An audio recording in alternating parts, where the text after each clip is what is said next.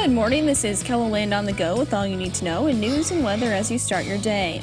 Here's our live cam view of Brandon where you can see smoke rising. Our KELOLAND news team is headed to the scene and we hope to keep you updated.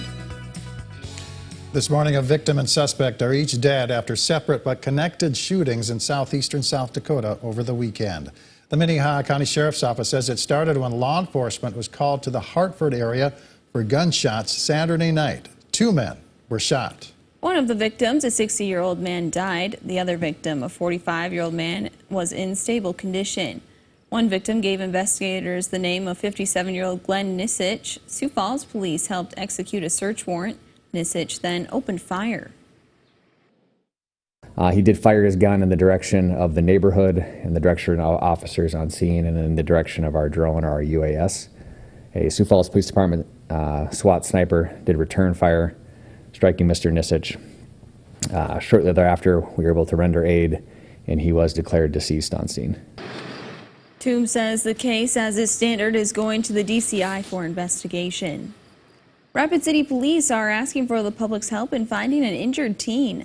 The department says 16-year-old Darius Left-Hand-Bull was last seen leaving the Rapid City Hospital at around 10 o'clock Sunday morning. Authorities say he was receiving care for a significant injury which could be life-threatening if not treated.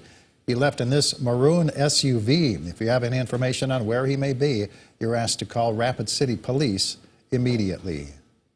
Meanwhile, officials in Rapid City are looking into what sparked a fire in the southern part of the city. The Rapid City Fire Department says it happened shortly before 7 p.m. Sunday off of Stonewall Overlook on Skyline Drive.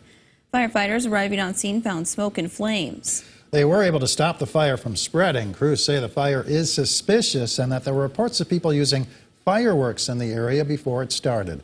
The department adds that it's still dry out and one small spark can spread quickly. They also remind residents that fireworks are illegal in Rapid City. Well, now let's send it over to meteorologist Scott Mundt for a check of today's 4th of July forecast. Good morning, Scott. All right, good morning, Sarah. Good morning, everybody. We've had morning rain in eastern South Dakota, Minnesota, and Iowa. That continues to move to the east. We'll have mostly sunny to partly cloudy skies this afternoon. It will be hot and it will be humid with temperatures in the 90s. I'll have more details on the KELOLAND Live Doppler forecast coming up. All right, thank you very much, Scott. Well, the new report from the federal government shows that national park tourism brought in 3.6 million visitors and nearly $232 million to South Dakota last year. This spending supported nearly 3,400 jobs in the Black Hills. The national parks included in the report are Badlands National Park, Jewel Cave National Monument, Minuteman Missile National Historic Site, Mount Rushmore National Memorial, and Wind Cave National Park. There are plenty of local events going on today to help you celebrate the 4th of July. A parade will be held in Lenox starting at 10:30 this morning. The city says there are some traffic changes this year. Boynton Avenue will be closed from Highway 17 to Elm Street, and South Main Avenue will be closed from Highway 44 to Oriole Avenue, which is indicated in red in this map. Alternate routes are marked with green arrows. The parade route, marked in blue, has not changed. Parking is not allowed on that parade route. The city adds that if you are coming to Lenox from Interstate 29, they recommend using exit 64 to cut down on traffic congestion.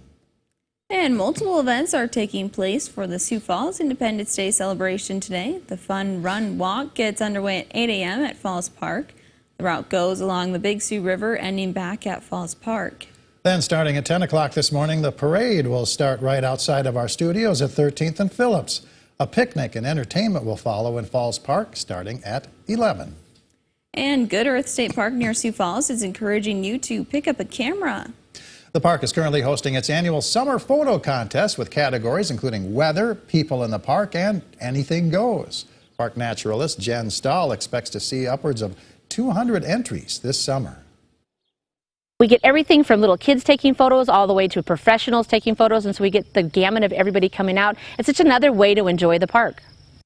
Photos must be taken inside the park and submitted by Monday, September 5th. We will provide information on how to submit your summer photos on this story right here on KELOLAND.com.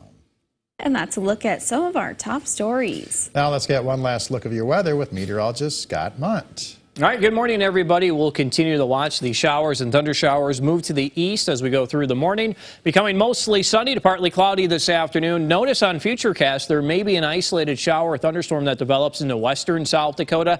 I have that in the forecast at about 20 to 30%. Dry skies in the meantime to cover central and eastern Kettleland. Until we hit the overnight, an isolated shower thunderstorm will be possible. Though I do think better chances here, north central and northeastern South Dakota, late morning hours heading into the early part of the afternoon. And then that will eventually move to the southeast as we do go through the afternoon hours and into the early evening. The risk of severe weather, marginal and slight this evening and tonight. And then tomorrow, slight covers much of South Dakota. And even going into Wednesday, still that marginal to slight risk for severe weather. So our forecast for today showing that it will be hot and it will be humid with afternoon highs in the 90s. Numbers tonight fall to the 60s and 70s, and then for tomorrow, slightly cooler, but highs still hitting the 80s and 90s. While you're here online, you could always check the details of the 7-day forecast. Have a great 4th of July.